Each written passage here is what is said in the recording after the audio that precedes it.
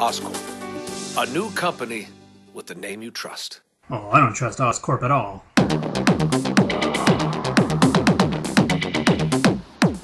Welcome to my review for The Amazing Spider-Man. Now I'll admit, I got a thing for Spider-Man games. I've said it before, I like Spider-Man games, so this review is probably already not very objective, but I'm going to do my best. How much do I like this one? Well, I'd say I'd like it more than Edge of Time, but less than Shattered Dimensions. The game that it's closest to in the world of Spider-Man games, I think, is Spider-Man 2. And I say that because, like Spider-Man 2, you have open reign to swing around the city and find little repetitive side missions to do, whether you're taking someone to a hospital, or stopping a mugging, or helping police officers chase down getaway cars, things like that. Very much Spider-Man 2-ish. And then you do other missions which take place inside of buildings. In many cases, you're trying to do much more of a stealth approach as opposed to head-on, beat-everyone-up approach. Although you could do that too. Unfortunately, it doesn't bring a lot of new gameplay elements to a Spider-Man game. It really is just another Spider-Man game. The biggest appeal is that you are Spider-Man. You're swinging around the cities, you're beating guys up. That's pretty much it. There's a lot actually holding it back. So just the sensation of, again, being Spider-Man isn't going to be enough. This is definitely worth passing up. There are other, better Spider-Man games to play. In fact, the only thing I think that pushes this one ahead a little bit of Edge of Time is the fact you feel a little bit more like Spider-Man in this game than in that one, because you're not spending the whole time inside one building. The combat they give you in the game, it's enjoyable, and it's entertaining.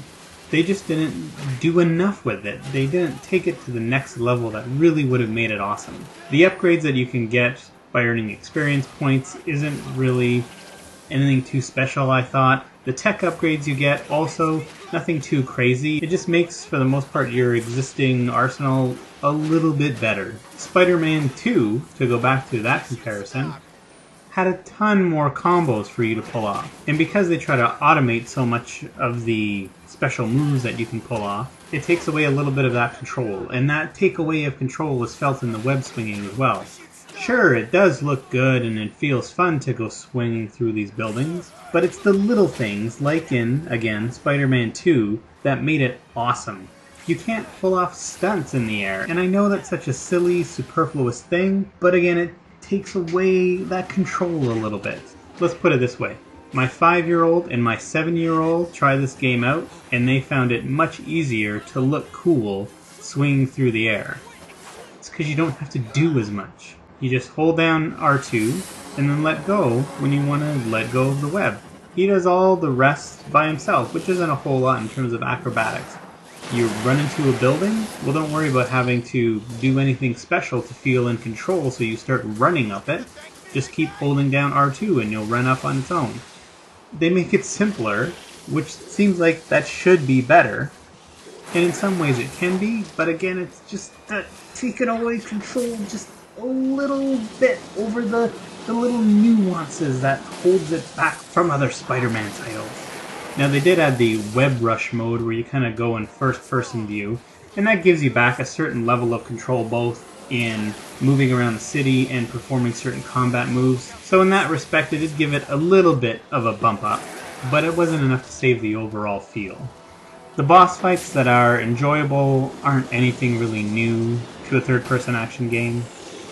Sure, there are a couple really gigantic robots you fight, but it's nothing you haven't seen before in another title.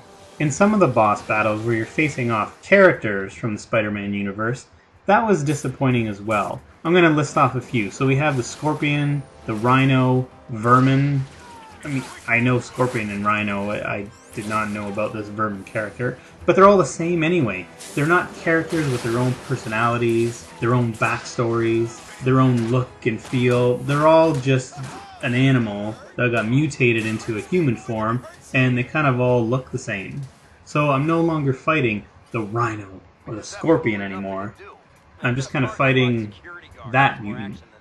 Why did I like this game again? Oh right, because you're Spider-Man. That's really all there is to it. It's a generic Spider-Man game, but it's a Spider-Man game. And they have you back in an open city, which is nice.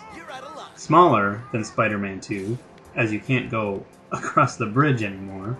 But still, you're back in an open city. You can run around and just find some guys to beat up. So if you want Spider-Man 2 Lite in high definition, this is pretty much your option to go with. Oh, one last thing that they did that I think was probably a good move. They got some guy named Sam Riegel to do the voice of Spider-Man. Apparently he's done lots of anime and video game voiceovers before, and he did a good job. I bet better than Andrew Garfield would have.